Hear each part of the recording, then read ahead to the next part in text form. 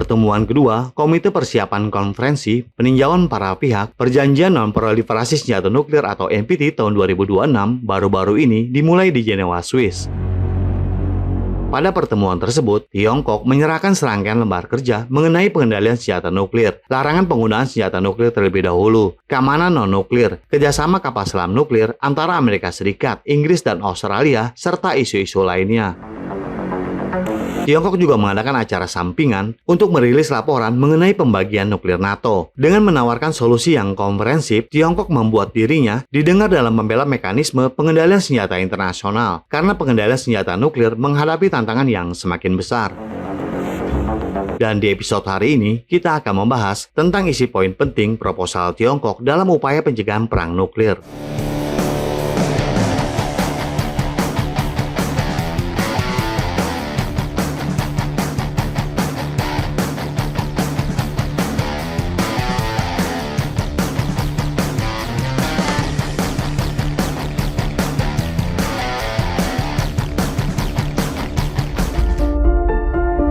Baru-baru ini, Tiongkok membawa serangkaian lembar kerja mengenai pengendalian senjata nuklir dan isu-isu lainnya yang mendapat perhatian khusus dalam pertemuan kedua Komite Persiapan Konferensi Perjanjian Non-Proliferasi Senjata Nuklir.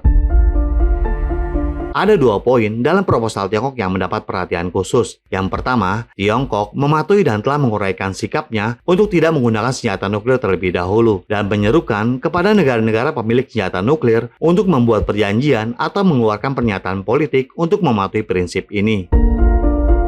Sejak Tiongkok sukses melakukan uji coba bom atom pertamanya pada tanggal 16 Oktober tahun 1964, negara tersebut selalu menerapkan kebijakan tidak boleh digunakan terlebih dahulu.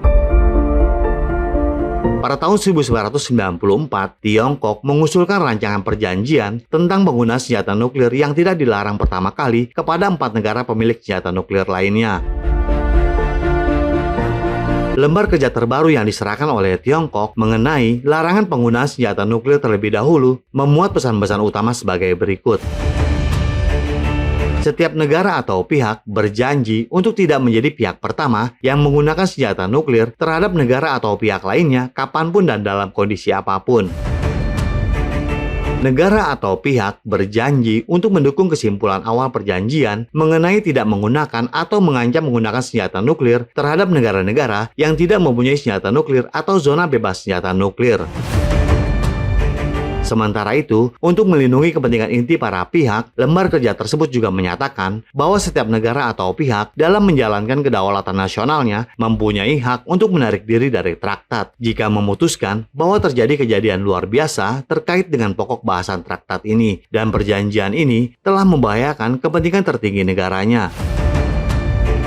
Yang kedua, Tiongkok menganjurkan penguatan jaminan keamanan bagi negara-negara yang tidak memiliki senjata nuklir dan menyerukan penyelesaian dokumen hukum yang relevan untuk tujuan tersebut. 5 negara pemilik senjata nuklir pernah mengeluarkan pernyataan bersama yang berkomitmen untuk tidak menggunakan atau mengancam akan menggunakan senjata nuklir terhadap negara-negara yang tidak memiliki senjata nuklir.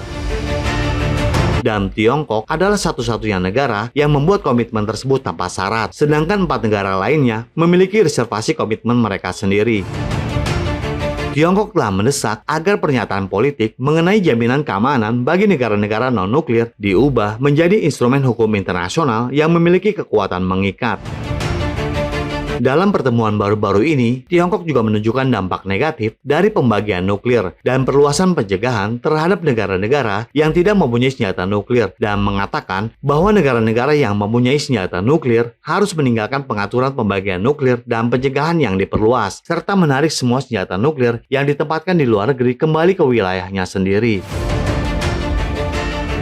Pertanyaannya, mengapa Tiongkok sekarang menekankan pengendalian senjata nuklir internasional? Karena masalah ini telah sampai pada titik persimpangan yang krusial, sesuatu yang belum pernah terjadi selama lebih dari 30 tahun setelah berakhirnya Perang Dingin. Salah satu penyebabnya adalah dunia sedang mengalami pergeseran dari keteraturan menuju kekacauan, dengan meningkatnya resiko perang nuklir, perlombaan senjata nuklir, dan proliferasi nuklir. Mengenai resiko perang nuklir, penggunaan atau ancaman penggunaan senjata nuklir telah membayangi dunia sejak krisis Ukraina pecah. Israel bahkan juga telah mengancam akan menggunakan senjata nuklir selama konfliknya dengan Palestina, sesuatu yang belum pernah terjadi setelah krisis rudal Kuba pada tahun 1962.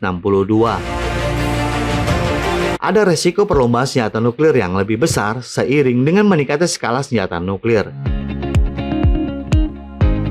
Institut Penelitian Perdamaian Internasional Stockholm mengatakan persenjataan nuklir global mungkin akan pulih kembali dalam dekade berikutnya, yang akan menandai titik balik penting dalam proses perlucutan senjata nuklir global, dengan mengakhiri penurunan jumlah hulu ledak nuklir secara konsisten sejak tahun 1980-an. Sementara itu, proliferasi nuklir di negara-negara barat menjadi semakin mencolok. Amerika Serikat dan Inggris atas nama membantu Australia mengembangkan kapal selam nuklir, mentransfer sejumlah besar uranium yang diperkaya ke tingkat senjata ke Canberra. Amerika Serikat dan sekutunya bahkan menyebarkan cakupan geografis senjata nuklir melalui apa yang disebut berbagai nuklir, dan para politisi Jepang menyerukan pembagian nuklir mereka sendiri untuk meniru NATO. Di sisi lain, lembaga-lembaga pengawasan senjata nuklir sebagian sudah runtuh karena mekanisme perlucutan senjata nuklir bilateral antara Washington dan Moskow hampir tidak dapat dipertahankan, dan pengawasan senjata nuklir multilateral serta mekanisme non-proliferasi internasional sangat menghambat. Majalah Amerika Foreign Policy mengatakan pengendalian senjata internasional mungkin sedang memasuki zaman kegelapan. Sebagaimana pilar-pilar kerangka pengendalian senjata yang ada, Perjanjian Kekuatan Nuklir Jarak Menengah atau INF, Perjanjian tentang Langit Terbuka, dan Perjanjian Strategis Baru. Perjanjian Pengurangan Senjata atau New START akan dihapuskan atau akan segera dihapuskan. New START adalah perjanjian terakhir yang tersisa dalam kerangka perwujudan senjata nuklir bilateral antara Amerika Serikat dan Rusia. Namun Moskow memutuskan untuk menangguhkan pelaksanaan perjanjian tersebut pada awal tahun lalu, dan Washington segera menghentikan pertukaran data setelahnya. Perlucutan senjata nuklir antara kedua negara mempunyai prospek yang sangat suram dan mungkin tidak akan ada lagi pada tahun 2026. Pada saat yang sama, mekanisme non-proliferasi nuklir internasional terus terkikis.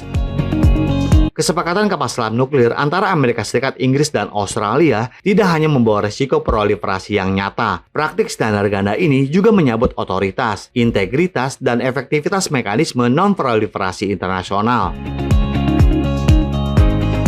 Proposal pengendalian senjata nuklir yang ditawarkan oleh Tiongkok adalah sebuah hikmah yang harus didengarkan dan direnungkan secara mendalam oleh komunitas internasional sebagai hal mendasar, sebuah cara untuk membawa dunia keluar dari dilema saat ini. Sebab bencana perang nuklir adalah ancaman bagi umat manusia di seluruh dunia.